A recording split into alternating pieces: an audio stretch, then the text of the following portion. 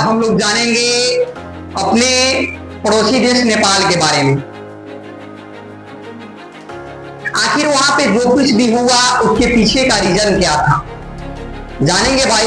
क्योंकि हम जिस देश से आते हैं वैसी स्थिति हमारे देश में भी हो सकता है और ये जानना जरूरी है। अगर आप पढ़ाई कर रहे हैं तो पढ़ाई के साथ साथ आप राजनीतिक बारे में भी विश्लेषण कीजिए, ताकि अगर आप पढ़े लिखे युवा हैं और इस मामले पर विश्लेषण नहीं करते हैं तो आपसे कम योग्यता वाले लोगों से आप प्रताड़ित किए जाएंगे, सताए जाएंगे और आप जब तक आप अपने अधिकारों को नहीं जानिएगा।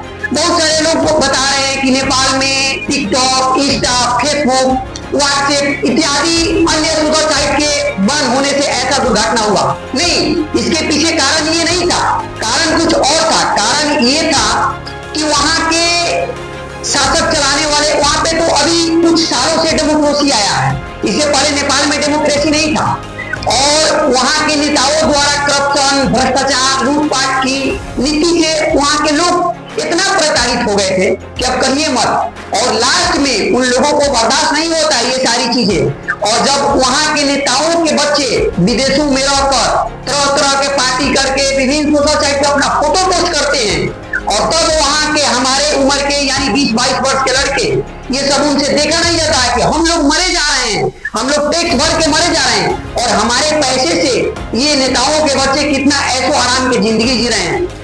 दरअसल मेन कारण यही था कि नेपाल में जो भी आज दंगा हुआ है, चाहे पूर्व प्रधानमंत्री की पत्नी को जला दिया गया या जो भी वहां का लोकसभा था, अन्य जगहों पर मतलब आग लगाया गया, इसके पीछे कारण ये नहीं था कि सरकार ने 4 सितंबर को इंस्टा, फेसबुक ये सारी चीजें बैन कर दी थी।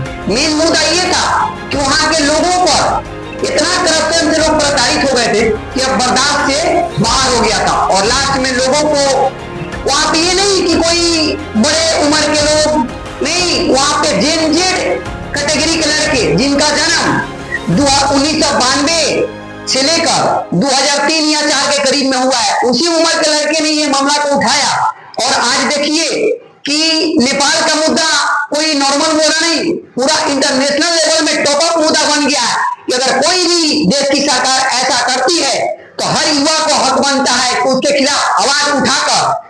और आज अगर आप आवाज नहीं उठाइएगा, सरकार कभी नहीं चाहेगी कि आप पढ़िए और आप ज्यादा शिक्षित, कभी सरकार नहीं चाहती है कि आप ज्यादा शिक्षित हो, ताकि जिस दिन आप ज्यादा शिक्षित होइएगा सरकार के खिलाफ आप आवाज उठाइएगा। और सरकार यही नहीं चाहती है कि भारत के युवा, क्योंकि हम भारत के हैं तो हम भारत की बात कर रहे हैं कि भारत के युवा का शिक्षित बने। अगर शिक्षित इसलिए नहीं चाहती है बने ताकि आप शिक्षित होइएगा, तो सीधी सी बात है भाई, क्या सरकार से आप सवाल कीजिएगा और सरकार से आप सवाल कीजिएगा। अभी देख रहे हैं 2014 से बाद हमारे देश के दुर्भाग्य ऐसा प्रधानमंत्री मिला कि एक भी डिबेट नहीं करते हैं। ऐसा प्रधानमंत्री है जो लोगों का सवाल का जवाब नहीं देते हैं। क्या आप सत्ता में हैं तो आपसे लोग सवाल नहीं पूछ सकते हैं? आप किस लिए देश के प्रधानमंत्री हैं कि लोग आपसे सवाल नहीं पूछ सकते हैं?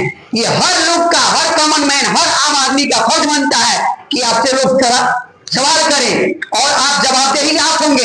ये नहीं कि विपक्ष के लोग जवाबदेही होंगे। जब सत्ता में आप बैठे हैं, मान के चलिए एज एग्जाम्पल आप घर के मालिक हैं, है ना, तो किसी भी तरह का घर में किसी भी तरह का कुछ भी होता है तो जवाबदेही कौन होगा भाई? घर का मालिक होगा। तो इसलिए देश के सत्ता पे कुर्सी पे आप बैठे हैं और आप बोलते हैं कि भारत विश्व गुरु बनेगा। कहां से भारत विश्व गुरु बनेगा? अगर